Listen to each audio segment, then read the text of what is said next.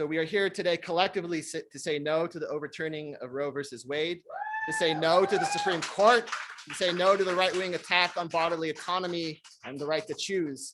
We are here to demand that access to abortion is reinstated as a fundamental right in this country.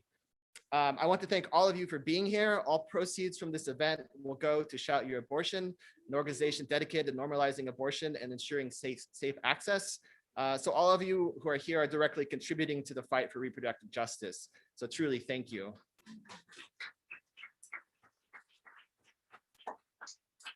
I want to thank everyone on staff at Beyond Baroque for working on this event, and particularly our Assistant Director, Jimmy Vega, and our Programs Coordinator, Ivan Salinas. Thank you both.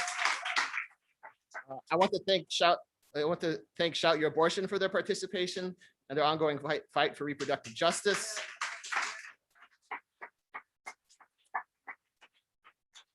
A huge thank you to the organizing committee behind this event, Lynne Thompson, Neela Banerjee, Sochi Julissa Bermejo, Seba Sarwar, and Briana Muñoz. Thank you so much. And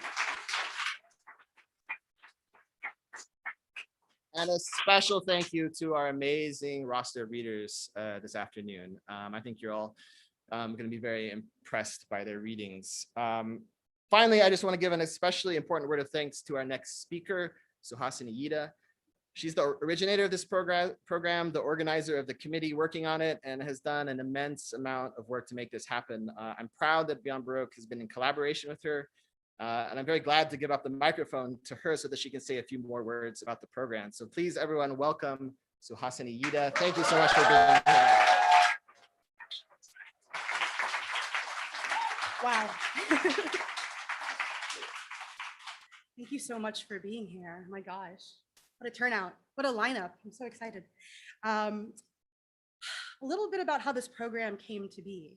So when I first contacted Quentin and Shonda from Beyond Baroque, I proposed an idea for a reading to commemorate the 50th anniversary of Roe v. Wade, which of course would be next January, 2023. Obviously that is not the case anymore, but very quickly after the SCOTUS decision was finalized, Quentin and I contacted each other and decided immediately to move forward and move the program up, to move it sooner. I think this was the first Sunday available on their amazing roster of programs that they have here. And I was so grateful that they said, yes, let's do it. We agreed abortion access, abortion funding, and storytelling was needed, especially right now. That's how we all ended up here today. This afternoon, you'll hear from co-founders of Shout Your Abortion, Amelia Bonow, 14 writers, poets, and activists, and updates from the front lines of Planned Parenthood Gulf Coast. Before we get started, I'd like to thank Beyond Baroque again for being on board from the day one, and to the collection of 14 incredible, talented writers. Thank you for saying yes and being here. And especially a thank you to the Aid and Abet committee, without whom this would not have happened. This was a team effort, this was a community-led event, and I'm so thrilled for my committee and thankful. Let's get started. So, there will be a patio available, as you all saw, if you need a break for any reason, if you just need to step out and take a breather, that's always available. There's water, there's snacks, there's bathrooms. And I just wanted to remind you of that. So Amelia Bonow is the co-founder and director of Shout Your Abortion, an organization working to normalize abortion and elevate paths to abortion access, regardless of legality. In 2015, Bonow's abortion disclosure inspired a viral outpouring of abortion stories on social media, receiving front page coverage from the New York Times, LA Times, as well as the New Yorker, ABC's Nightline, the BBC, and Al Jazeera. Bonow left her graduate program and began developing SYA into a nationwide movement geared towards creating places for people to discuss their abortions in art, media, and at community events. SYA's website, which is currently home to thousands of abortion stories, won the Webby Award for the Best Activist Website in 2017. Bonow is proud to serve on the board of directors of Abortion Care Network, which represents independent abortion providers all over this country. Amelia wants to talk to you about abortion, and she believes that we are going to win. Please give a warm welcome to Amelia Bonow.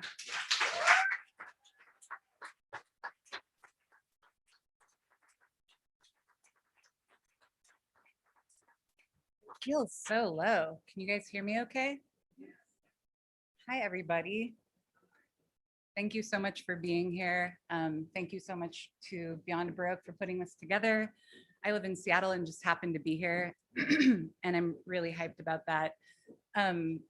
Thank you to everybody who's going to get up here and read today. It really matters. I think that this is what culture change looks like at the most granular level. And, you know, when we don't speak honestly about our lives, we give other people the power to define us. And when I think about what has just happened in this country with respect to abortion rights, I think you can trace it all back to when the right made it terrifying and dehumanizing for us to speak about our own lives. And then a lot of us didn't. And they just blazed right into that silence and filled it with lies. In a general sense, I believe that the truth will do just fine. And the truth of the matter is good people have abortions all day, every day, for every reason imaginable, and we are the proof. Over the last 7 years, SYA has produced and facilitated a wide range of creative work all over the country, which I'm not really going to talk about because I want to talk about the future and this, but a lot of this work is documented in a book that we'll be selling out there in the bookstore. We've actually got 3 titles here today. But the SYA book is full of art and fashion and photographs of actions that we've done all over the country, and stories and portraits, stories from people ranging in age from 16 to 85, sex workers and congresswomen and people of all genders and people of faith. And some stories are heartbreaking and some are jubilant because abortion isn't good or bad, it's everything, just like us. Abortion access is good because freedom is good. And at one point, this book sat in the waiting and recovery rooms of about 300 clinics, although I'm not sure how many of those clinics have closed in the last 79 days.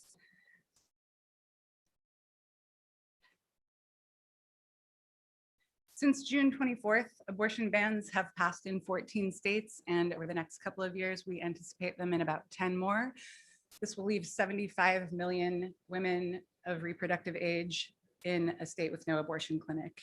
And of course, the people impacted will be the most marginalized among us: poor and working class people, Black and brown people, undocumented people. And these are the same people who will be criminalized in post-Roe America.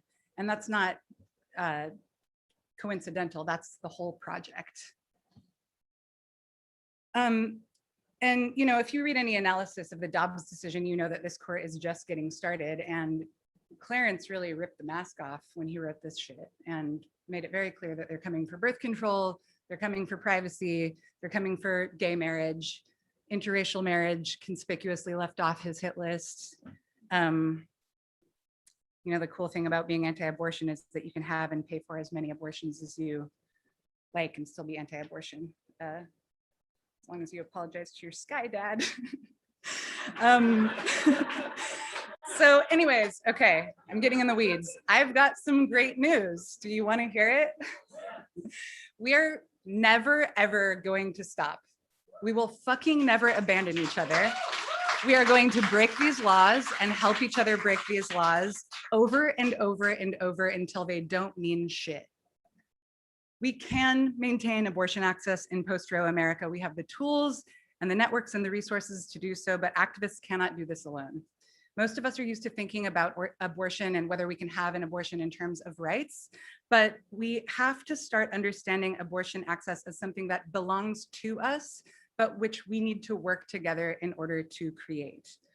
Abortion is not an individual issue, it is a fundamental matter of justice, and maintaining access post-Roe is going to take broad participation, not only to meet the need, but to diffuse the burden. Because I am currently terrified that the people I love on the front lines are going to die young from broken hearts. So that's it. We can still have abortions if we make it an everybody project. And I am going to tell you exactly how we're going to do that right now. So the first thing is that we are going to share information about abortion pills, which are safe and effective and available by mail in all 50 states. I have to say that we have a woman in the audience today named Francine Coito, who co-founded an organization called Plan C, which, and Francine has probably done more than anyone in this country to demedicalize, to put these medications and Plan B in our hands where they should be. So let's just have a little.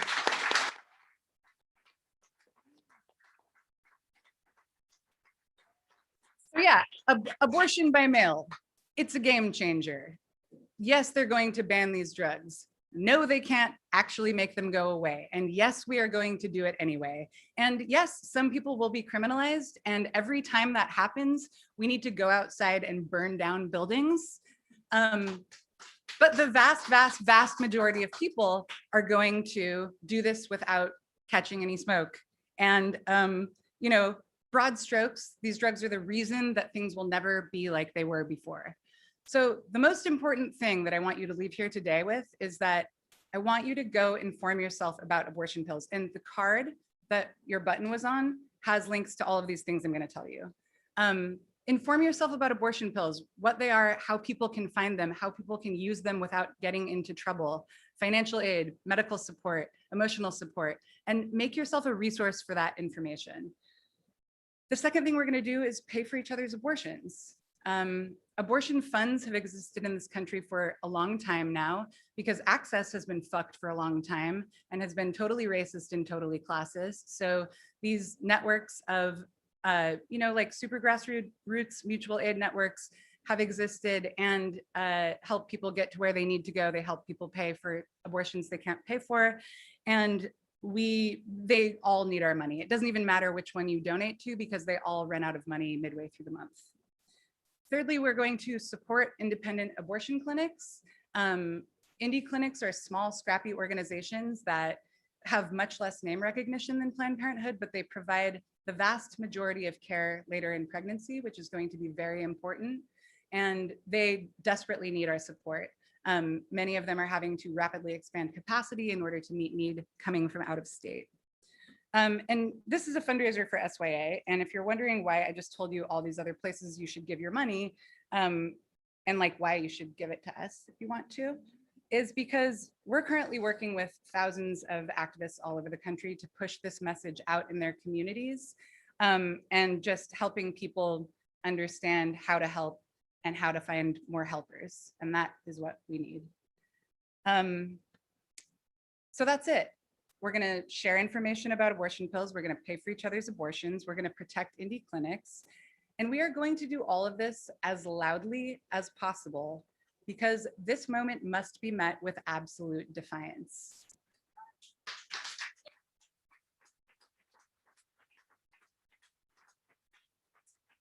That is what it's going to take to build an uncompromising mass movement that creates abortion access in the absence of rights, which we will eventually win back, and this time we will not leave anyone behind. But when we build this movement, we're not just going to undermine the impact of Dobbs. We are going to embody a legitimacy crisis for this court. And when we do that, we're going to show progressive America that we can and must reject the authority, not only of this court, but of the United States government. And it is about goddamn time. Thank you very much.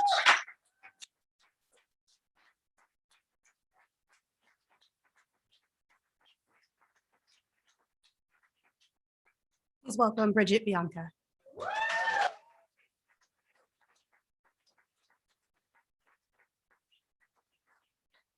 Hey, everybody. So, thank you.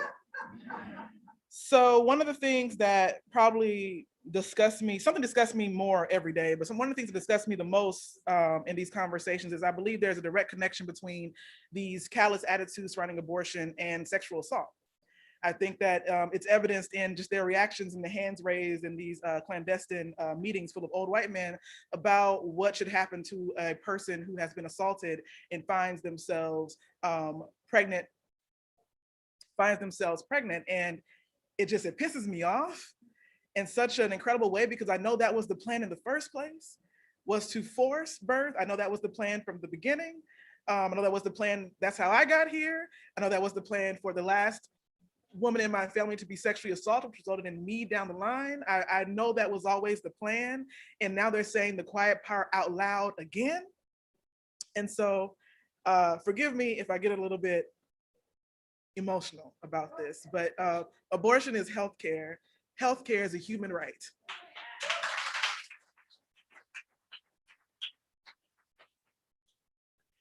What do we do when Uncle Sam lifts Lady Liberty's skirt? Is it boys will be boys again this time? Uncle Sam lifts the hem of Lady Liberty's robes and it's locker room talk. And boys will be boys, but Black boys ain't boys, they are men, don't forget. And Black girls don't exist, just little ball busting, neck twisting women. And it's her fault for daring to brave the night when these seas are so treacherous and waves will be waves. And what does she expect to happen when she waited out there all by herself asking for it? And she's an immigrant anyway, right? Copper, colored, concubine, fooling us, assimilated, oxidized, patinaed, because she knows just what we like, green like our money and avocado and kale smoothies in the North Lawn, facing Pennsylvania Avenue and golf courses more important than FEMA trailers or school shootings or parishioners welcoming a newcomer in to pray. Uncle Sam blindfolds Lady Justice so she can't pick him out of a lineup, because who should she trust, her own senses or his? And she is too emotional to believe her eyes or her own memory. And how can she be sure? And are you sure? And isn't it possible she could be mistaken? That maybe it wasn't Uncle Sam at all, but some fit of hysteria pushing her to the fame and fortune victims receive after they are splayed and spatchcocked for the media's consumption. Can't you see she wants to be a feast? She too was asking for it. Why else would she have a hole in her body fit for any man?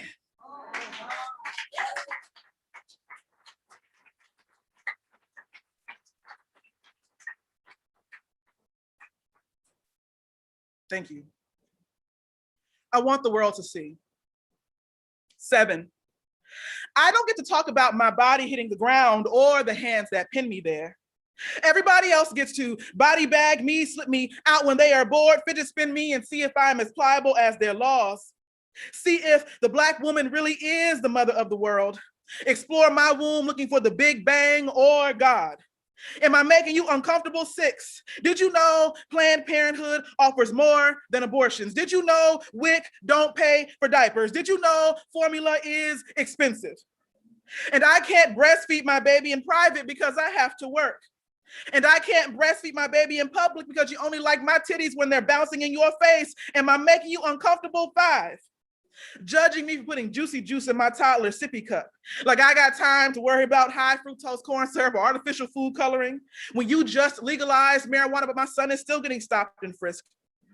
How dare you paint white mothers hooked on opioids with the finest brushes and oils? After you slammed me into the concrete so many times, I couldn't help but have crack babies. Am I making you uncomfortable? 4, you take my kids and send them hurtling across the universe, lie and call them shooting stars when you know they're just plummeting asteroids, and then you judge me because my babies make craters they can't lift themselves out of by their bootstraps because you cut those too. Am I making you uncomfortable? 3, due to a surplus of Black children, they are inexpensive to adopt. People treat cheap things like they are disposable, like drive a car full of Black children over a cliff. Am I making you uncomfortable? 2, this is what it feels like to be a woman in a land more concerned with winning restrictions on my pussy than assault rifles. This is what it feels like to be anything but white in a country that values Confederate monuments more than my child's flesh. Am I making you uncomfortable? 1, good title. This is why Mamie left Emmett's casket open. Thank you. Thank you. Coming up next, we have Ariel Beasley.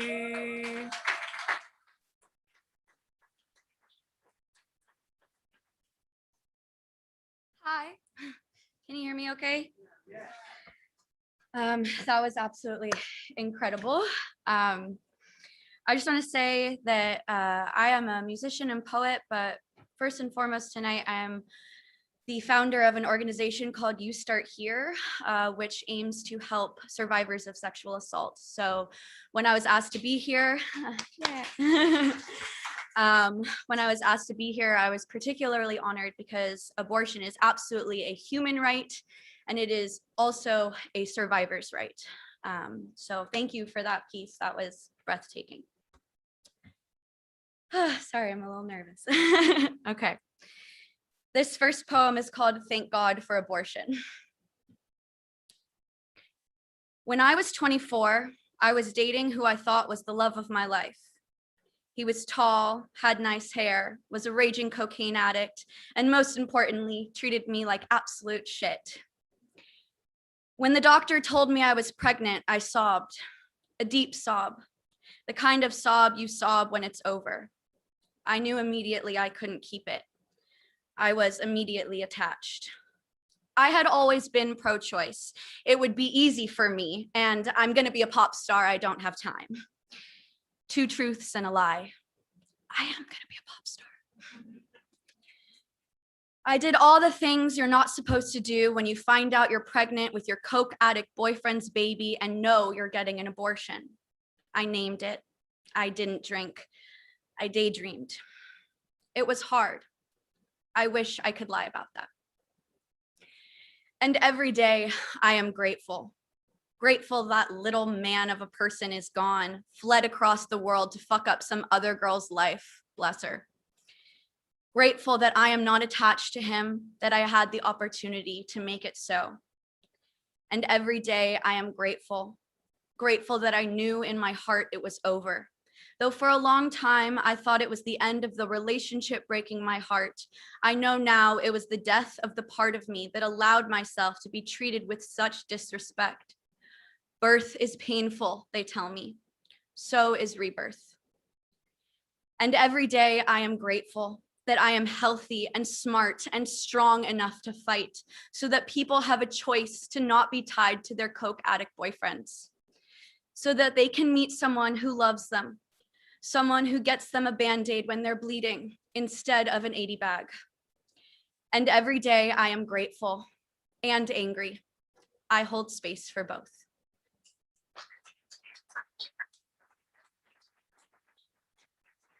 Thank you. I just have one more. This one's called Butterflies and Rainbows. When I was 5 years old, I fell down a tree, and with blood on my stomach, I pulled down my shirt and made it butterflies and rainbows. And when I was 18 and told I was a liar, that the boy was popular and I should be quiet, I dug it deep and made it butterflies and rainbows.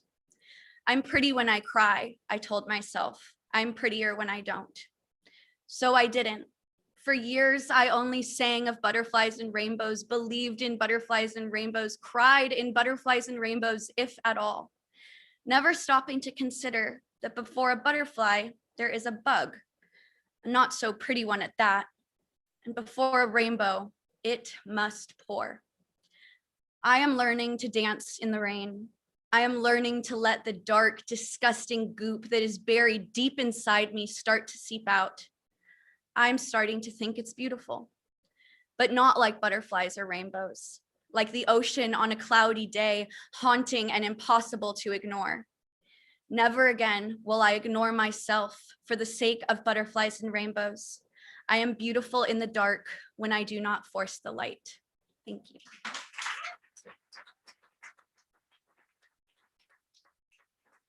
And next up, please welcome Shonda Buchanan.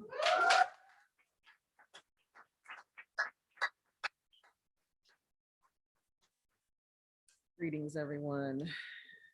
Thank you, Suhasini. Oh, what? Sorry, sis, I'm sorry. Thank you, everyone. This is a chance for us to say something, right? To congregate and to say something and to share the video that we're recording and to say something, and hopefully it will propel, propel the movement forward to protect our wombs, to protect our right, to protect the women there's so much that needs to be done still. And I cannot believe that this has happened.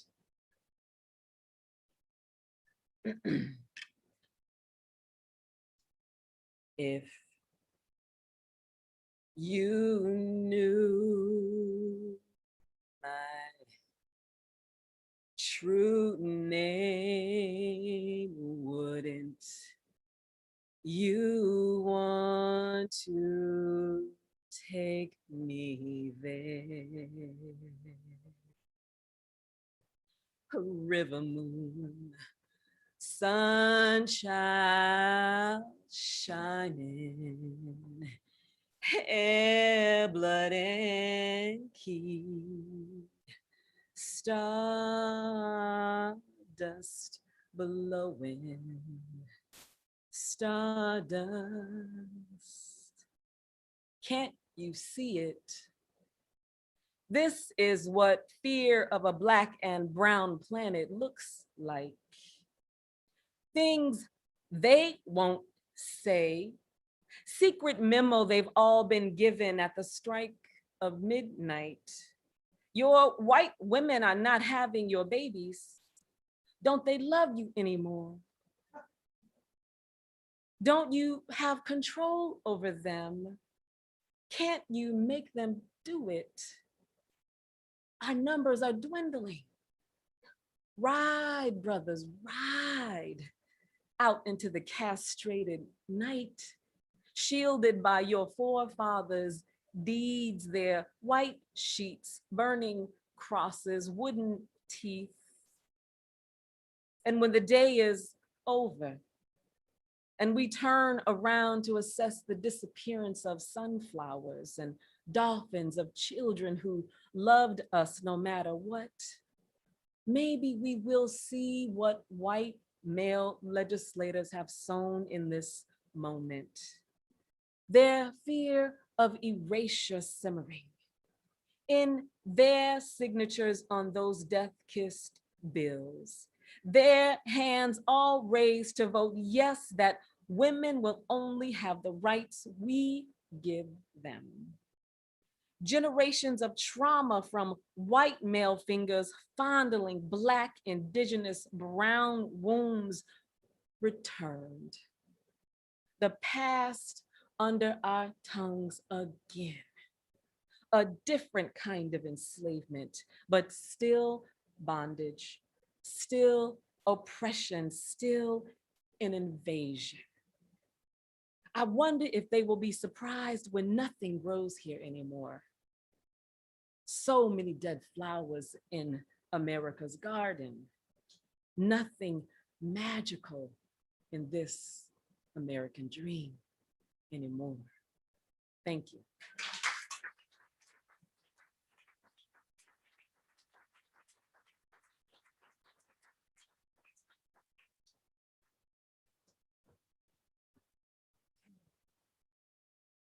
Next up, we have Sam Chanse.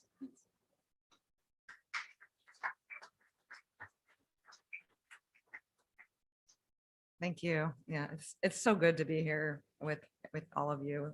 Thank you so much for organizing and bringing us together, and to everyone sharing your voice. I write mostly plays. I was asked to read something I actually wrote many years ago. It's a solo play, which is set in a not so distant near dystopic future where abortions are legal only within 28 days of conception. So crazy cautionary tale that was never going to happen.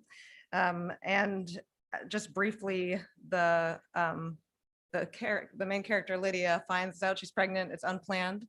And she starts having these crazy dreams where this mysterious dream being who claims to be her developing embryo visits her and tells her that she's dying and that she has to make a funeral video, terminate the pregnancy within the 28 days, and start doing stand-up comedy open mics, which totally tracks. And she's kind of struggling at doing all of these things.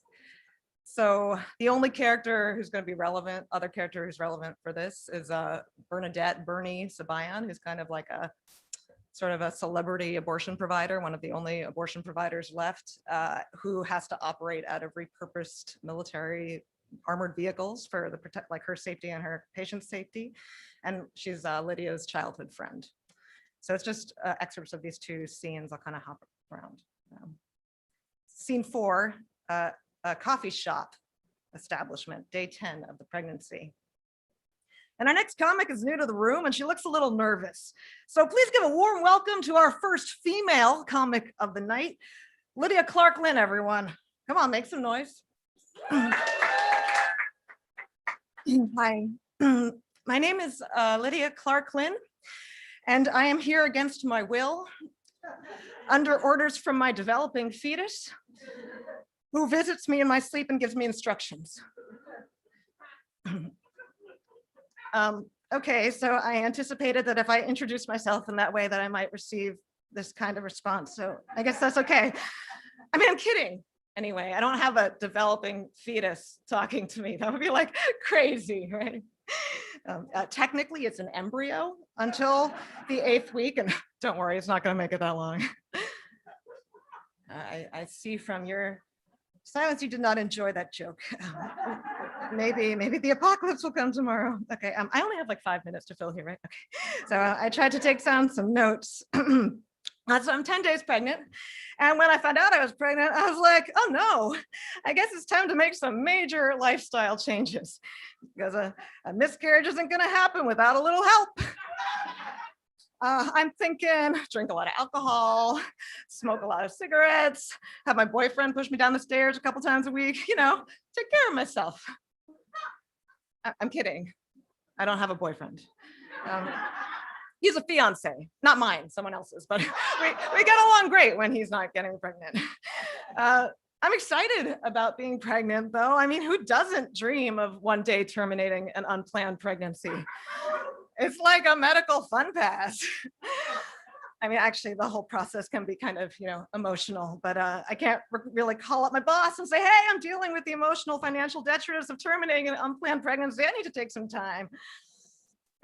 Okay, a lot of my friends are worried because abortion is being outlawed across the country. And ever since Planned Parenthood shut down, they're like, oh no, we're losing all our rights. We won't be able to terminate our pregnancies anymore. You know, whining and shit the way the ladies do. I'm not as worried though, because I think maybe that could be a good thing. People in this country, women especially, we have to step up and take more responsibility for our actions and stop aborting our babies and start abandoning them on a church step, a dumpster, like picnic basket, whatever. Oh, there's a lay, okay. Scene 14, day 22 of the pregnancy, Lydia's apartment. Lydia, I'm going to stab you if you don't turn off that camera. Okay, fine, you wanna leave it on? Leave it on. I am pissed, Lydia. I'm literally fighting off crazy people determined to take this country back 100 years, and you're sitting there on your pills, not taking them. Why? When you can. You're just gonna piss away the 6 days you have left until you can't do it anymore. And if you do, they'll charge you with a felony and charge me with multiple felonies for assisting in an illegal abortion. Damn it, Lydia, I'm your friend. I support what you do, but I have had it with you being so relentlessly crazy. You do not have a 3-week-old embryo talking to you. You think it would be conscious? You think it would know words like funeral video? It's in your head, Lydia. You are dreaming. You are having convincing dreams, but they're dreams, and you're fucking over your life because of some stupid dream. You know what this is about, your obsession with the apocalypse. Yes, obsession. Maybe the apocalypse will come tomorrow. Maybe the apocalypse will come tomorrow. Maybe the apocalypse will come tomorrow and save you from all the things you did and all the things you never did. You keep focusing on wishing there would be an apocalypse so you wouldn't have to think anymore, so you wouldn't have to keep looking for some kind of justification for living. Well, you want to know the truth, Lydia? We are on the brink of apocalypse. The world is falling apart. Have you looked around you? Damn it, Lydia, you know why I do why I do this, right? Why I do what I do, because I see so clearly that certain people, certain interests are trying to control things, to take control away from people who are already struggling. Here we are going backwards. Planned Parenthood, gone. Fuck, Lydia, you think I like operating fucking armored vehicles? That's very funny, Lydia, but no, for your information, it's not fun. It's not like a big video game. I don't see enough people fighting back. It's all about managing our tolerance and managing our outrage. They push us in small steps, one compromise at a time. We may experience some shock at first, so then they wait, they let us acclimate, and then they push again, another notch backwards. And it all starts in places like Halifax. It all starts with little collections of crazy here. Maybe the apocalypse will come tomorrow, Lydia. Your problem is that you don't recognize an apocalypse when you see one. I'm done with this. Turn that thing off, for real. Thank you so much. And please welcome Lisbeth Coiman. Thank you.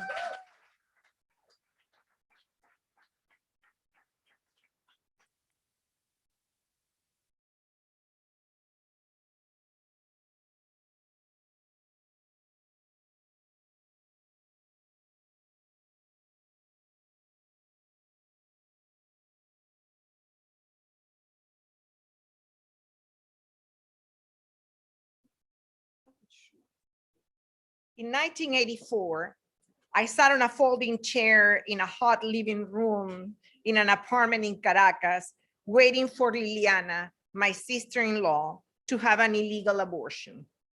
For several days, I watched how she bled and wriggled in pain, my clumsy attentions, the only medical service she enjoyed. She survived.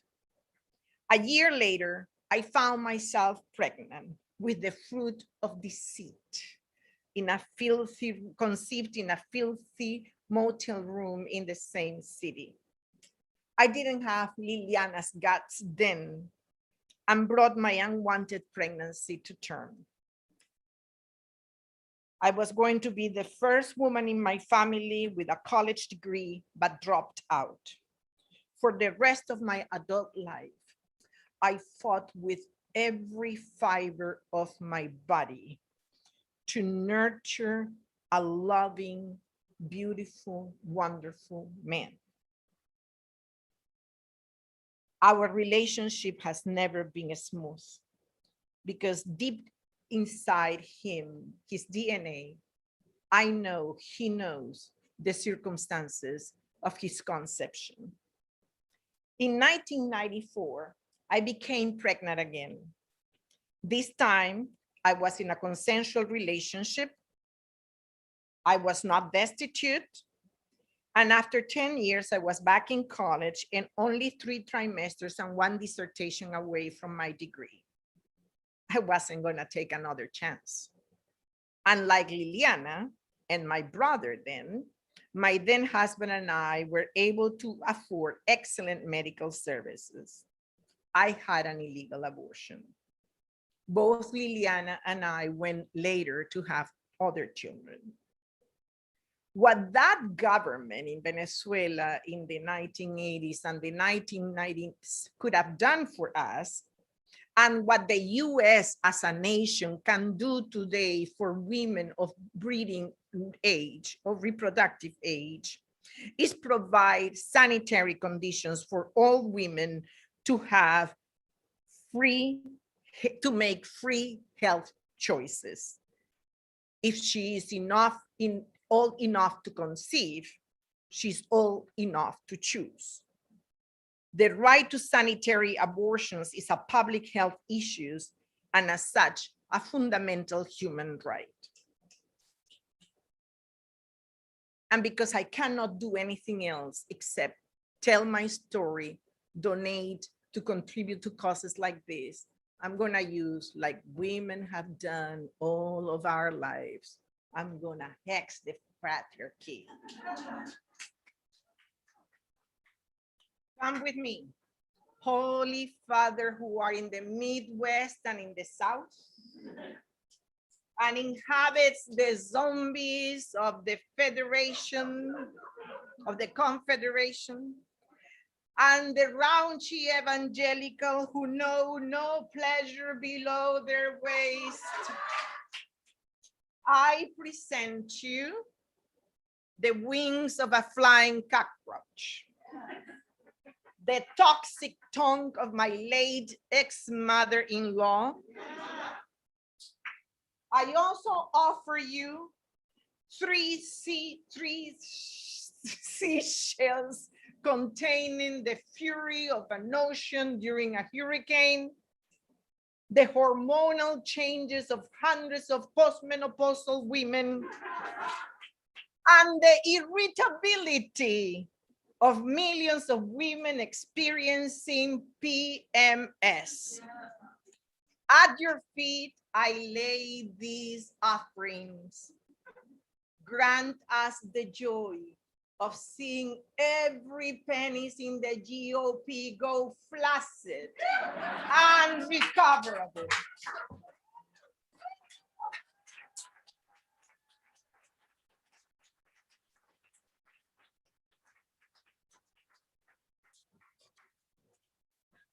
All right. Next up, we have Alice Fulmer.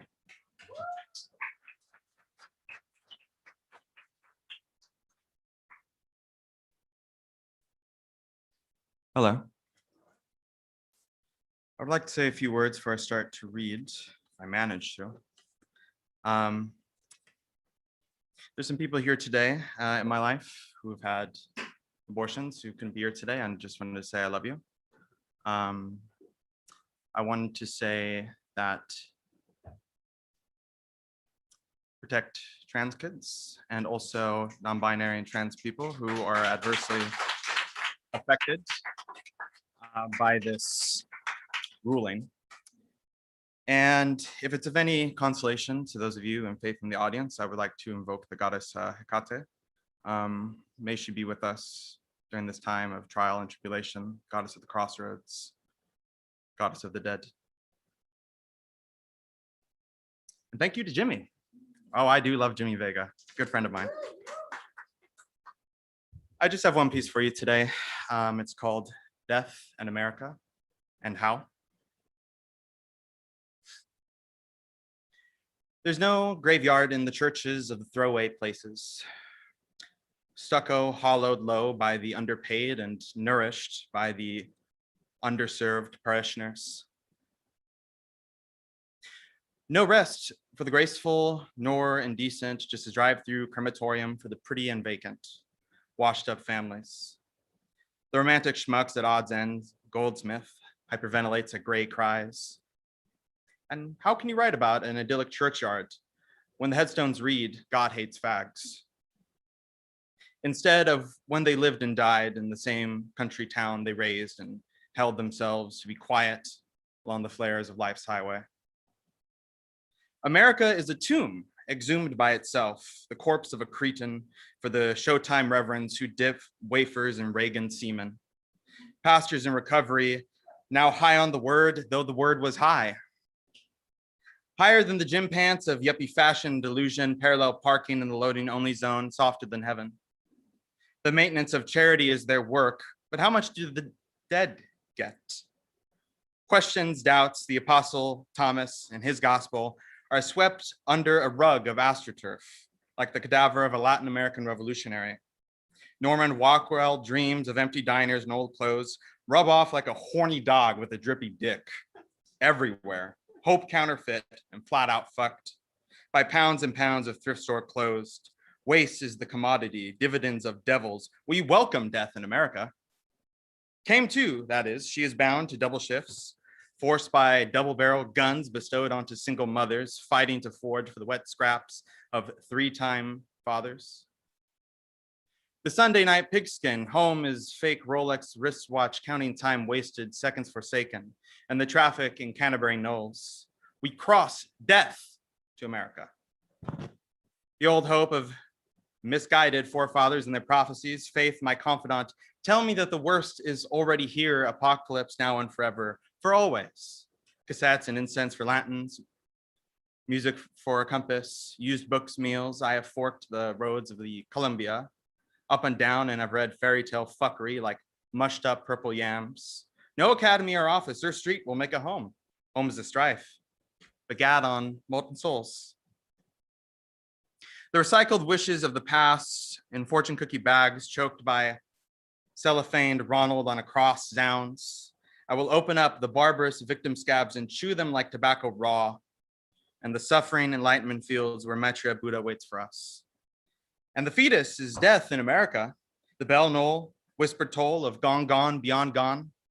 Find her on a necklace. A golden pendulum on a chance you'll make it out of here. Thank you.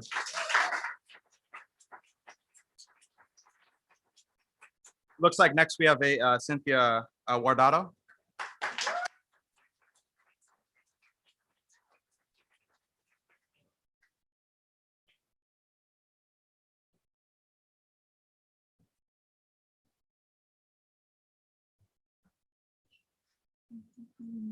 Thank you, Alice. I wore the shirt on purpose today, right?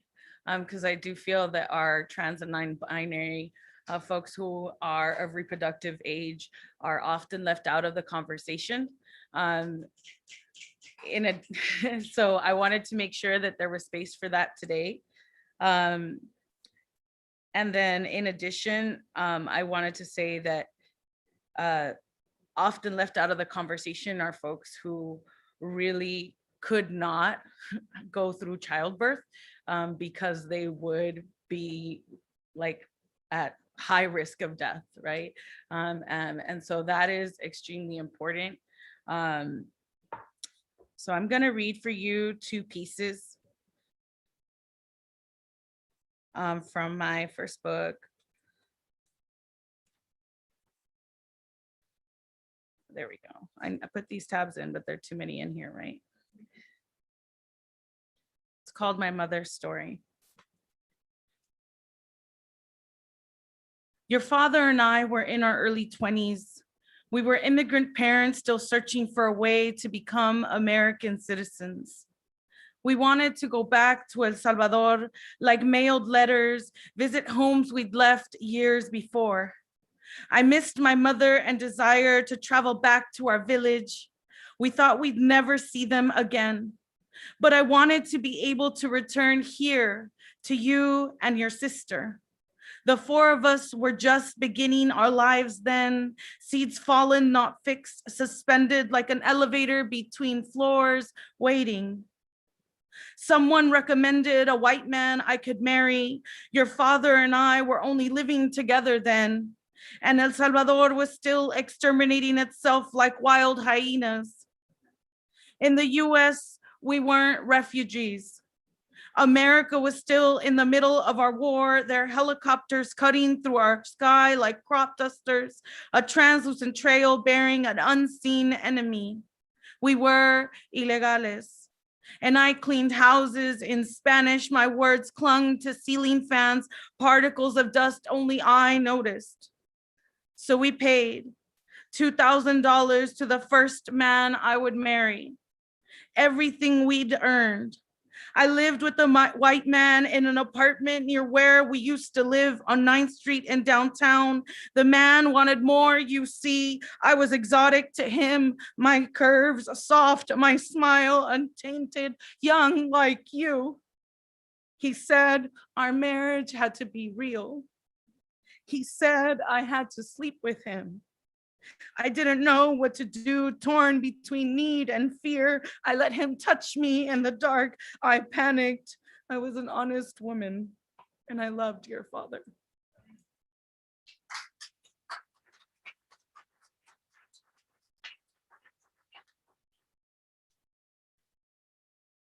What nature intended.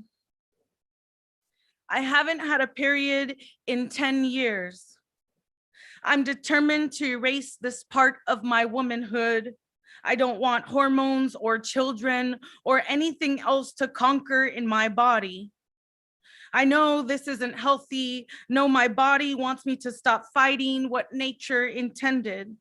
But maybe I was meant to be sterile, to let the only blood that leaves my body be in wound, to let it be true loss. I don't want blood to be what stands between me and the future, but I will no longer bleed for humanity. I will not procreate. I am not here for what you say I've come here for, but there are others willing to carry a burden for our survival. Thank you. And I guess we have a 10-minute bathroom break now. Yes, 10-minute break, go use a restroom, get some refreshments, and we will be back with a presentation on the front lines of Planned Parenthood Gulf Coast. Thank you.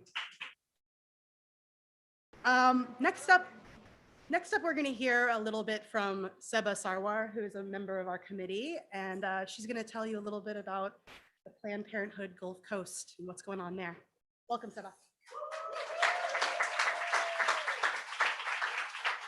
Thank you for inviting me, and Beyond Baroque, power to you. A big round of applause.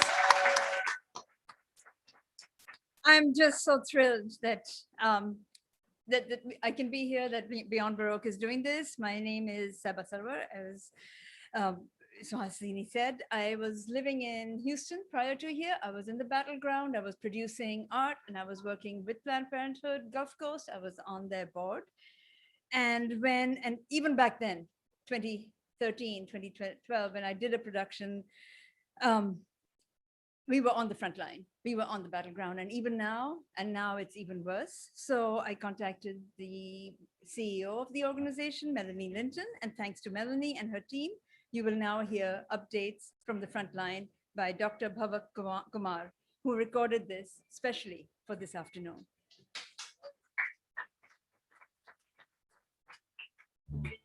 My name is Dr. Bhavak Kumar, and I'm a family medicine physician who's been providing abortion. Hello, and thank you all for being here. My name is Dr. Bhavak Kumar, and I use he, him pronouns. I'm a family medicine physician who's been providing abortion care in Texas for over 7 years now. Unfortunately, September 1st marked 1 year since Texans have been living in a post-Roe world, where meaningful legal access to abortion care has been out of reach for most. 1 year ago, Texas passed SB 8, a law that bans abortion when cardiac motion can be detected on an ultrasound machine. Roughly, it's around 6 weeks, but we saw it as early as 5 weeks and a few days. This is also roughly 2 weeks after someone might miss their period. That's if they have regular periods, didn't use a contraceptive or emergency contraceptive like Plan B that could affect their bleeding, track their periods and realize they are late, make their decision to not be pregnant, find a clinic that provides abortion care, and aren't tricked into going into a crisis pregnancy center where they could waste valuable time, find the funds to pay for their care since Texas bans any use of insurance only for abortion care, and are still eligible on their second required visit after the mandatory 24-hour delay. This was the world we lived in for the majority of the last year, and the disaster Texans warned the country and the courts about to avoid where we are today. Since the Dobbs decision that overturned Roe a few months ago, things have become even worse. Now, everyone who calls us or comes into the health center, every pregnant person in Texas who knows they can't be pregnant, must go out of state for care. While some people access medications online, it is illegal in Texas to do so, and we know that the next wave of anti-abortion laws will include criminalization of folks who are trying to access care in this way or trying to travel to other states. While many are able to make that journey of hundreds and sometimes thousands of miles, many people have not. I've seen people who are undocumented, bound to abusive partners, and young people who simply cannot afford to travel for care. People who are forced to carry their pregnancy to term when they know they can't. It shouldn't be surprising to people that these attacks harm Black and brown people the most, as well as low-income folks. In a country where Black women are 3 times more likely to die during childbirth, we are denying them the ability to not be pregnant with ease, dignity, and understanding. We are forcing the patients I see, who are often working multiple jobs and struggling to pay their bills and put food on the table, people who tell me they just can't afford one more child, that they have no other option. As a physician, nothing has felt more inhumane or unethical than denying somebody care that I could safely provide them. But I still believe in a better future. People have sought abortions throughout time. After caring for and providing abortions for thousands of people, I know that abortion is an act of love from all of us involved. Now more than ever, every person in this country should be outraged and galvanized to do more. Whether you're in Texas or California, inaction is no longer an option. Talk about abortion to anyone who will listen. Get uncomfortable. Stay informed. Recognize the public health crisis that is unfolding because of the overturning of Roe. Push your state's laws to be even more abortion friendly. Advocate at the local level for protections. Volunteer, donate, connect with abortion funds. Uplift people who have had abortions. Act like the lives and dignity of everyone you know who could become pregnant are on the line, because they are. Thank you again for being here, and please don't stop fighting for what we know is right.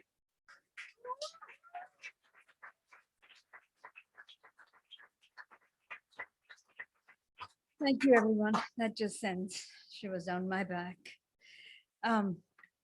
Next, we have Karla Lamb.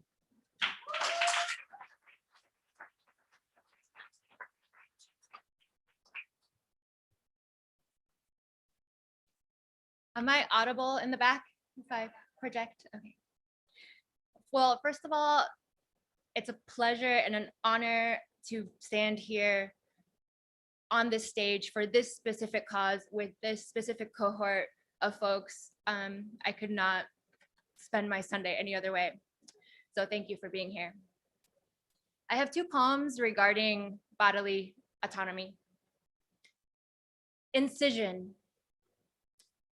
I thank the mother who figured my figure would weigh me down, top heavy at 15, said my body, my choice, but really decided for me to surgically remove the pain before my future body bent over from too much. Said, learn from my mistakes. My future body unable to run, jump comfortably. My future body would be unable to run, jump comfortably. My future body would have less choices, amass unwarranted attention, less choices in clothing sizes. Said genetically, my then body predisposed to wide, large hips, breasts, too big for my then girl body, disproportionate to my weight, height at the time. I said, fine, cut them off, make me small, weightless, comfortable, prevent my inevitable back pain, reattach both areolas, carve my choice in permanent scar, carve my extra tissue away, make me small, fit into cute tops. I blame the surgeon, said cup size would increase anyway over time, said B was too small, measured me, assumed my shape, shaped me with his hands, said gravity would claim her place on my now body anyway.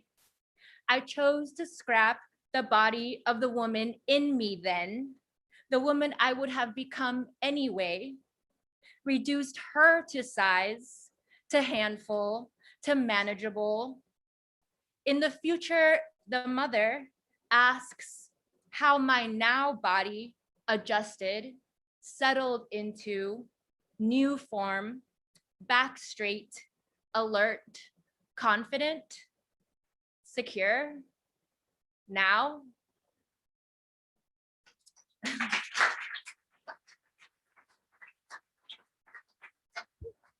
Oh, thank you.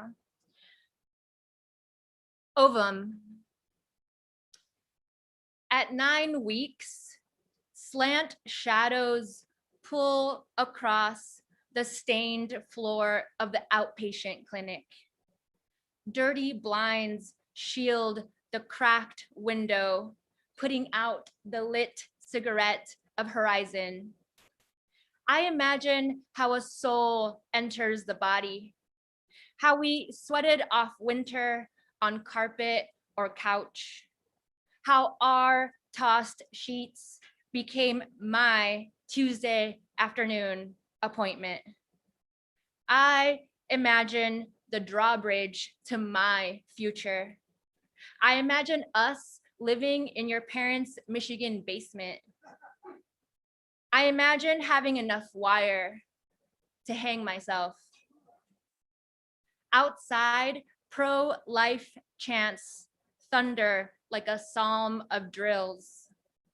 I also pray, an empty meditation upon the nothing, my modicum of truth. I sign the fine print, pay the requisite blood. A volunteer nurse walks me out. I puke in the parking lot, tell work I can't come in. Sunset slow drags against dusk's lining. Heavy rain recoils off my Honda's dirty windshield. I drive the familiar stretch, edged with the small shrines that memorialize car accidents. My little fugue, you're no one I'll pine after. Thank you.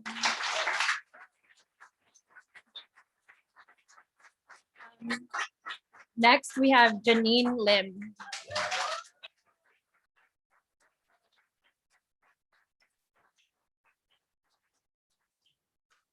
Thank you, everybody, for having me. I'm going to read excerpts of an essay I'm working on. The working title is Not a Cool Mom. Most of us had said at one point that if we ever have kids, we would never raise them the way our parents raised us, that we would shed old ways and break old cycles. I still, however, find myself yelling the same way my mom does, my face hardening in a scowl of anger.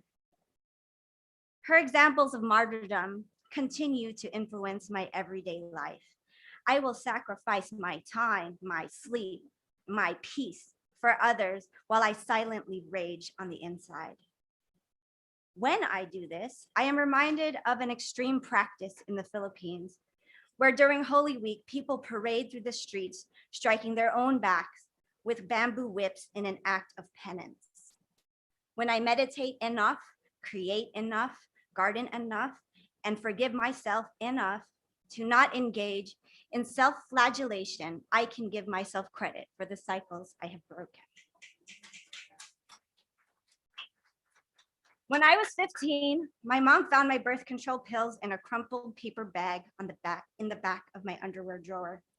I don't know how long she had known, but she waited until we were in a fight to drop this particular bomb.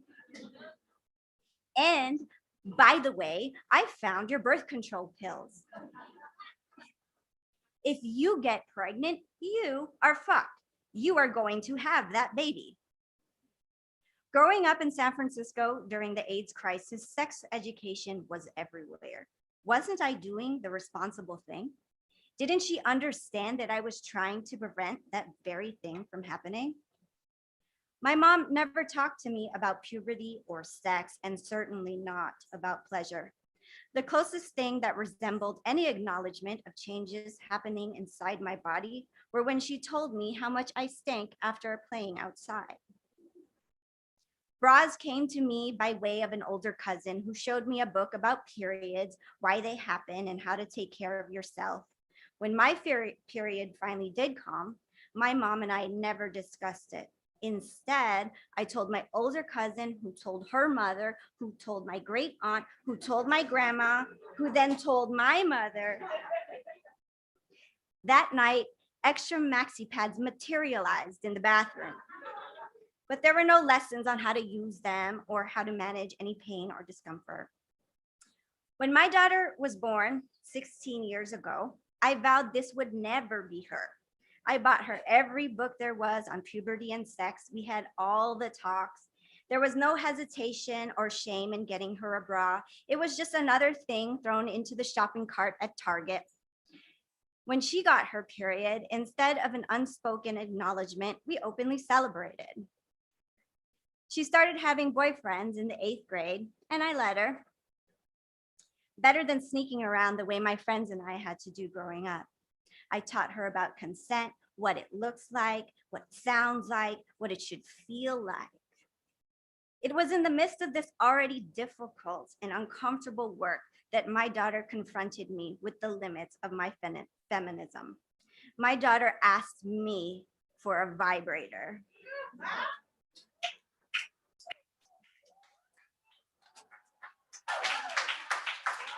The answer was not yes. I told her no in a way that my grandmother might have told me that I didn't need to buy new things, how I needed to make use of the things I already had. Just use your hands, they're free. Of course, there were a slew of perfectly good reasons to deny her. What if the vibrator makes her even more horny? What if she wants to have sex all the time? What if she becomes a sex addict?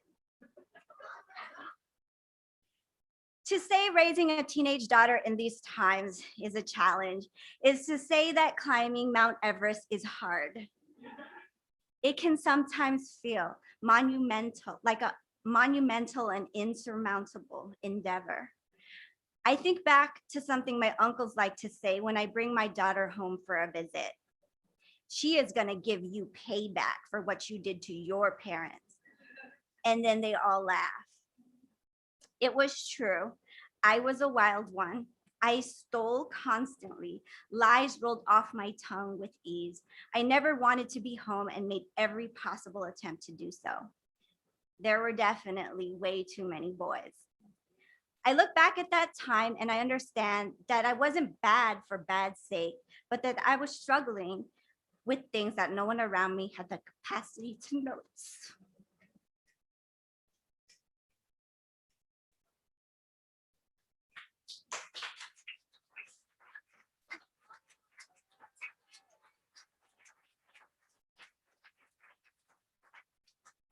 The words of my uncles feel something like a curse. That my daughter would be so repressed, so controlled, so traumatized, that she might in fact give me the same kind of hell I gave my parents. They speak of it as an inevitability, a cycle that is doomed to repeat through generations in perpetuity. Some months after my daughter's initial request, she and I were walking through the aisles of Target when she quietly slipped the vibrator of her choice into a shopping cart like she would a box of Pop-Tarts. Without fanfare, I proceeded to the checkout and bought it. For this, some people tell me I'm a cool mom. I am not. I am a terrified mom. Every day I'm confronted with impossible choices, all of which will be the wrong ones in some way or another. I am the best and the worst of my mother, her mother, and myself all at once. And I do realize the cycles I have broken by allowing my daughter to experience the possibilities of pleasure. And on my better days, I know that that is a reason to celebrate.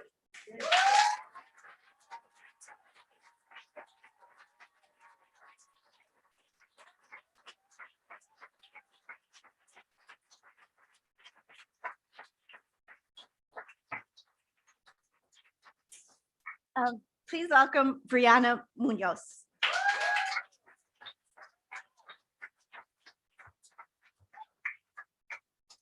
Hello. So about 6 years ago, I drove to the clinic, and as soon as I parked my car was being there was a swarm of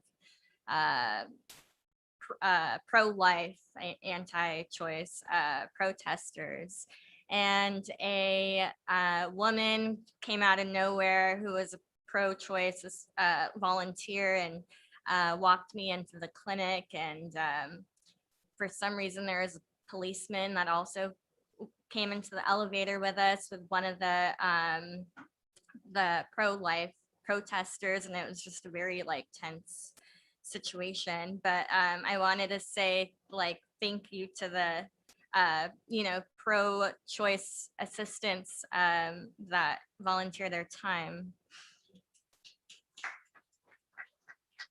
So I wrote this poem around then. I haven't read it in a while. It's in my first book. It's titled Rebirth. It's an interesting thought, that a fetus can grow within a broken body. My arthritic joints and brittle bones are not possibly made to sustain another human's. This brain is wired to take one cocktail and multiply that by 7. My unfortunate alcoholic tendencies do not allow me to put another life before even an underpoured gin and tonic. I am manic depressive. I am no mother. In excruciating pain, I rolled around sweating, focusing on my breath so that I would not puke out my guilt or insecurities of being a decent person. I bled and I wept and I bled until there was only one heartbeat within me. Then I took all of that sadness and instead I created this poem.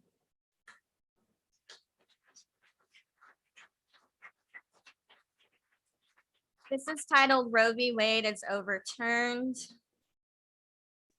Roe v. Wade is overturned. Let the city burn, burn, burn. Every city is in protest. Here we watch them pour out again by numbers in thousands, chanting slogans like bruja, magic, in ritual. Damn the Supreme Court, Mal'oho to Barrett, Kavanaugh, Alito, Gorsuch, and Thomas. Roe v. Wade is overturned. Let the city burn, burn, burn. On the East Coast, the Brooklyn Bridge is shut down by protesters, while on the West Coast, the US 101 freeway sees marching from anti-abortion activists. During traffic hour, Roe v. Wade is overturned. Let the city burn, burn, burn. The Satanic Temple sues Texas. Patagonia provides bail for employees who are arrested while protesting. Roe v. Wade is overturned. Let the city burn. Google tells employees that they could apply for relocation for abortion access, while many other corporations promise to cover employee travel expenses for abortion medical care. Roe v. Wade is overturned. Let the nation state burn. Thank you.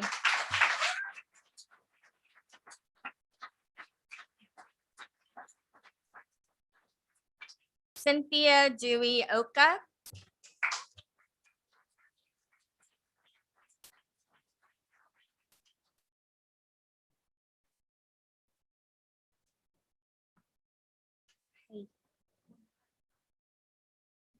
It's really hard to organize when you're isolated and when you're exhausted and when you have no time and you have no disposable income. And I really think that's why SCOTUS can overturn Roe v. Wade and cannot pass an amendment for universal childcare. Because you put 2 and 2 together, and what you have, you make sure you depopulate the movement from all of the people that would otherwise be able to sustainably be a part of it. Not just show up to a march on the weekend, but like do that stuff on a daily basis. I know because I was an organizer for 15 years and also a young teen single working mom. So, and it's an incredibly hard thing to do. It costs you your body, it costs you your soul to try to keep that up. And it's like dehumanizing. So I this is their bid to, you know, cut off the movement's legs for decades and centuries to come. It's like, let's make sure half of the people that would otherwise be there can't be there. So I'm just gonna read one poem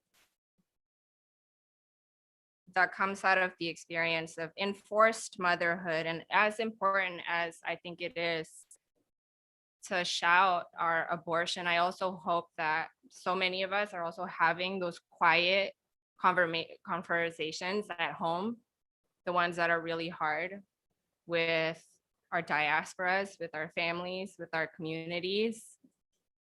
I think like it took me like 20 years to convert my mother, you know, after I had already lived out the consequences of her decision. It's like, how do you decide to be a good daughter? So 21 lessons in the art of embouchure. There are right and wrong ways to put your mouth around the void in the metal. The mother is a hidden compound. The mother is a king, lonely and gray, whose crown of matches is alive. Prepare for harrow and beauty, their digressions. A coastline littered by boats and the dark dirt of desire is battered by the notion of universality. Blue and green, like a seam of locusts, intent that no grain of sand should escape what they cannot eat. Of its own realm, where the disc is chipped, it skips, repeating the same, please, like a history of brokenness. Holding her own hand, the king hurries past the sea. A billion hind legs rubbing, this is how God is composed. Past the white arches of whales toward the garden sanity, where someone is coming. Someone is coming is the hook of the song. I believed it with the strength of insects, the strength of kings. The boy abandoned to sunflowers makes his horn by mutilating his bowl. They are not so different from each other. Beauty and harrow, king and sunflower. The universal is hard of hearing. The mouth is a void, a compound of God that makes promises such as, I am coming, while the mother's belly dome, metallic, shines with questions. Was I clear enough, loud enough, unmistakable, sweet enough? The boy's blue lips are a digression. They bleed now around the hole music makes. Even light is suspended like a hooked fish in the hard, jeweled air. Douse your head between the hidden and the shut doors.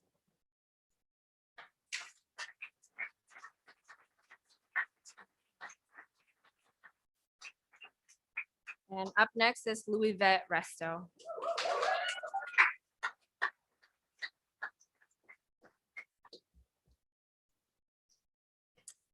Thank you for the invitation. It's been awesome and breathtaking and just moving to listen to all the poetry this afternoon.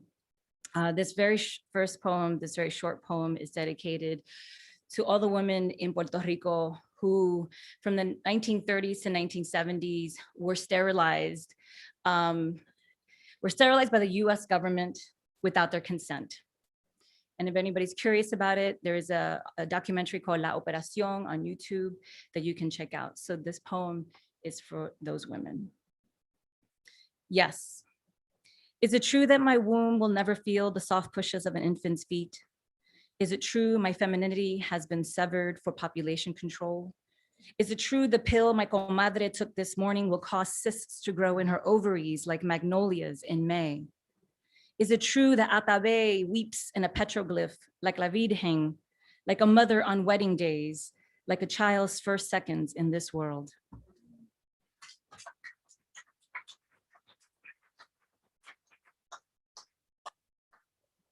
My abortion anniversary was 22 years ago in May. This poem is for me. A poem for the man who asked me, where are your motherhood poems? He didn't have the predictable inquiries. Do I write in Spanish more than English? Do I italicize the Spanish words or include a translation glossary at the back of the book?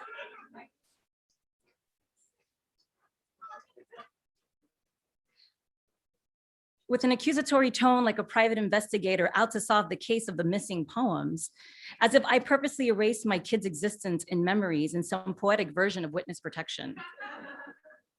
Should I write more about the irony of never wanting to be a mother in the first place? While other girls talked about having babies and a husband after college, I spoke about wanting 80-hour work weeks, burying myself in depositions. Should I write more about the abortion I had at 22? Find the appropriate simile for the feel of a vacuum in my cervix, how I made my future husband witness and hold my hand while I sobbed on the exam table, legs wide open, reminding me how I got there in the first place.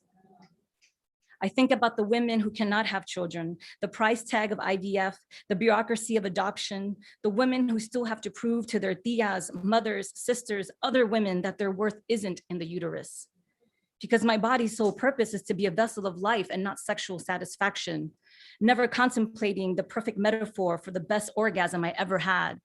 I should be careful of slut-shaming myself in my sonnets when I say fucking versus love, pussy versus vagina, dick versus manhood. So where are the motherhood poems in question? They are embedded here in the pores and cells of this poem that cannot wait to breathe.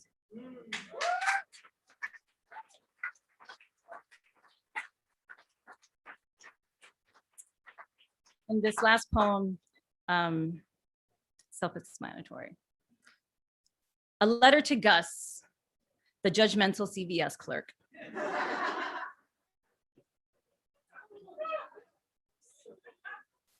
True story. Gather around, children. Anyway, dear Gus, I didn't need the extra look of judgment or the 5-page receipt when I bought my Plan B pill. Yes, I had sex. No, I didn't use a condom. Yes, I enjoyed it. And yes, Gus, I will do it again and again and again. I don't think male customers get the same discernment when they buy the industrial pack of Trojans, extra thin and lubricated for her pleasure. I am tired of my body being examined and decided upon by men who couldn't find a clitoris, even if Alexa, Siri, and Google joined forces in some GPS version of Voltron. So save your visual admonishments, for I am not your Latin Mary Magdalene, although I'm sure I did shout out God's name more than once.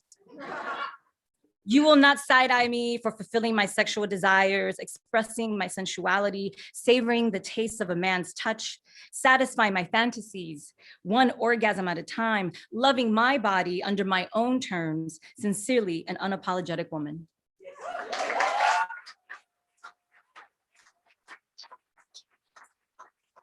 And next up, we have our poet laureate, Los Angeles's poet laureate,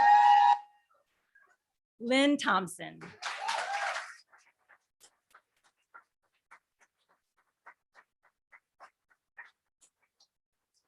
Thank you, Luivette. When I heard about the Dobbs decision, I realized it's not just about abortion, it's about women. They're coming for us, and they are coming hard for us. And thinking about that made me think about my birth mother, 19, unmarried, kicked out of the house by her family. And and forced to have me. And as an adoptee, they don't ask us a lot how we feel about it. I'm thrilled to be here with all of you today. This is so important, but I grieve for Beverly, who had mental issues all of her life, who my cousin said every year on your birthday, she cried. And that pain for her, I carry. And we're tired, right?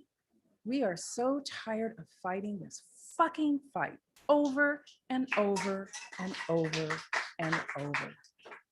But we can't be tired because we have always been fighting. And I wanted to share this piece to remind us, women have been dealing with this shit for whatever reason for as long as we can remember. All you need to know about this poem is that Berbice is the country that we now call Guyana on the coast of South America. A rage on Berbice, 1763. Before I was north and south of a new country, I was divided from. I was a tactic. I was a slave trading port. Before I was remade as Amerindian, I was sugar as the main crop. Before I was overworked and underfed, I was selected for immediate punishment, persuaded to remain a wooden gutter for collecting rainwater, ruled by terror and customary understandings before I was replenished by the arrival of 2 more ships. Before I was left for dead by frightened Europeans was before I was something black at the bottom of a buyer's cup.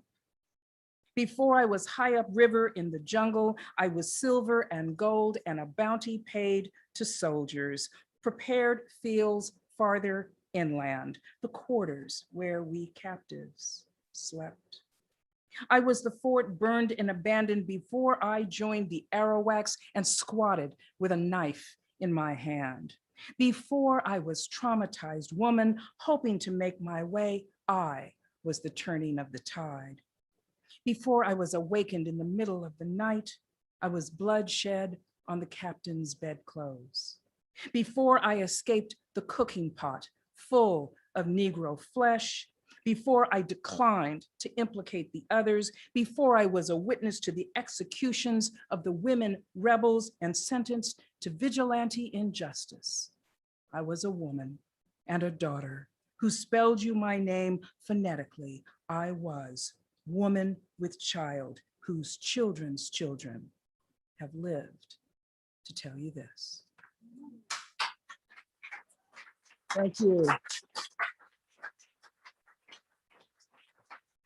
And we close this amazing afternoon with my sister friend, the wonderful Pam Ward.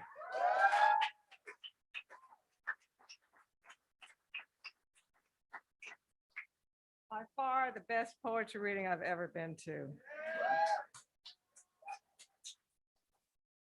And when the woman's eyes turn red after her poem, did you see all that? The good mother, oh, that we need that ferociousness. Hansel and Gretel's field notes on Roe. Did Gretel know putting on her school clothes or folding her socks that kid life was finished, done before lunch, pacifier wrenched before the spelling bee awards, before the 3 o'clock bell sang the blues to her thumb, still hoping the tooth fairy comes? Did Hansel hear her scream, see the police car roll up, watch the long division doctor split her pink vital parts, forcing her to mother, bear cuts, stitches, or scars, go on late, past her bedtime formula runs, while her 9-year-old play clothes still fit, before her 10th birthday candles groaned?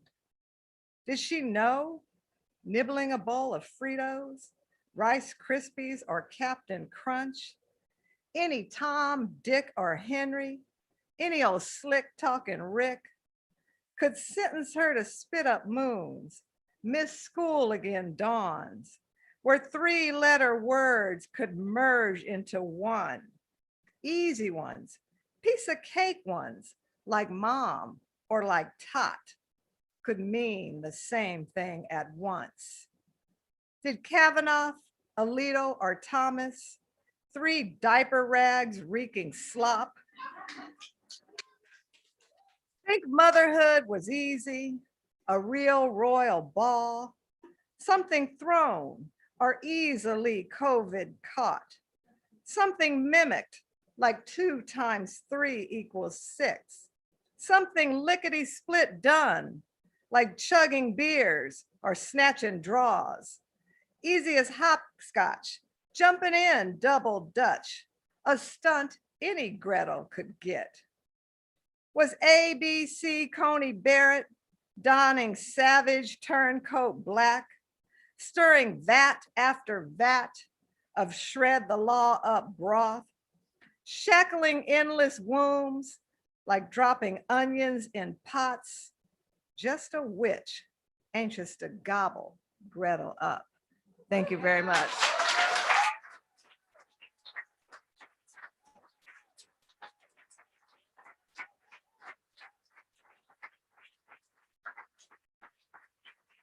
Thank you. Another round of applause for all of our readers, please.